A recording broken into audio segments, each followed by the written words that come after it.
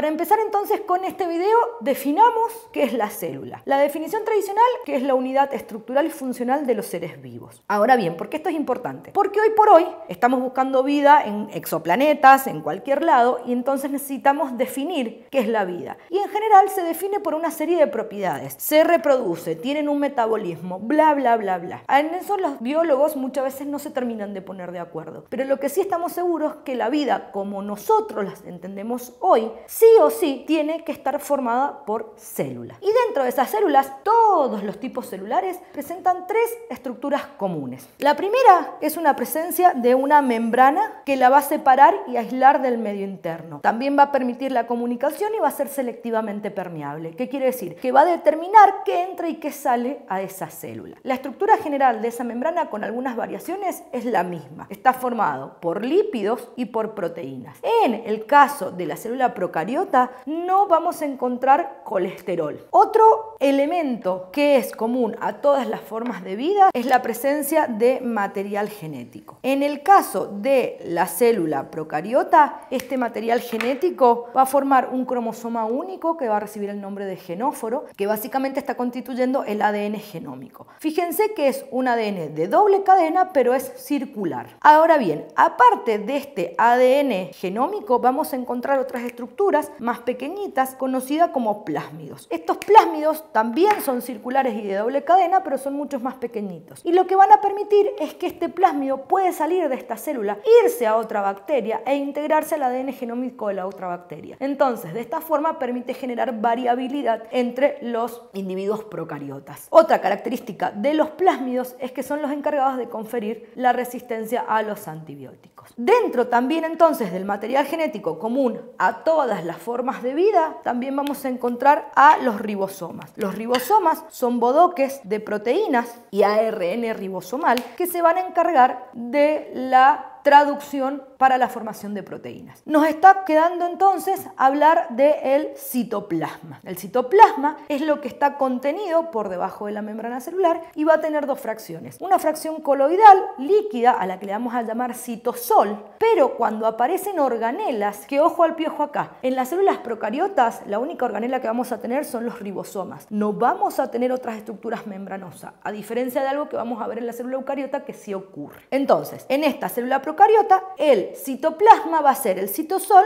más los ribosomas. Fíjense entonces que acá ya hemos establecido una diferencia importante entre procariotas y eucariotas. La célula procariota no tiene membranas internas, entre ellas una membrana que delimite al núcleo. Sin embargo, en las células eucariotas sí nos vamos a encontrar con membranas adentro de esta célula, en este citoplasma, y una en particular rodeando y aislando al material genético formando el núcleo. Esto no tiene un núcleo verdadero, sin embargo sí tiene un nucleoide, que es la porción del citoplasma donde se encuentran contenidas el material genético. Continuando entonces ahora en particular con la célula procariota. Otra característica que tiene es que carece de un citoesqueleto que sea equivalente al de las células eucariotas. Y también diferenciándolo con estas células eucariotas volvemos a los ribosomas. ¿Por qué? Porque en el caso de los ribosomas procariotas, la subunidad menor de ese ribosoma va a ser de 30S y la subunidad mayor de ese ribosoma va a ser de 50S. Sin embargo, cuando se asocian, porque cuando no están haciendo proteínas, estas subunidades están disociadas, va a formar un ribosoma de 70S, a diferencia del ribosoma eucariota que es de 80S. Hablemos un poquito de la membrana celular. Esta membrana celular ya dijimos que si bien tiene lípidos, no tiene colesterol ni otros esteroides. Y esta membrana celular va a ser diferente en arqueas que en eubacterias. En arqueas, fíjense que los lípidos van a estar formados por ácidos grasos que son ramificados y son largos y se unen a el glicerol por uniones de tipo éter. Por otro lado, fíjense que yo puedo encontrarme ácidos grasos que tengan dos gliceroles, por lo tanto cuando yo armo esto es en realidad una sola monocapa, o puedo encontrarme estos ácidos grasos dispuestos en una bicapa porque cada ácido graso está asociado a un solo glicerol. Entonces tengo acá una capa y tengo acá otra capa. Ahora, ¿qué pasa en las eubacterias? En las eubacterias ocurre lo mismo que ocurre en las eucariotas. Los ácidos grasos unidos a los fosfolípidos no están ramificados y las uniones al glicerol son de tipo éster. También se van a disponer, acá yo no lo terminé de dibujar, en una bicapa lipídica. En relación a las membranas, otra cosa que me está faltando olvidando agregarles es que en el caso de las cianobacterias,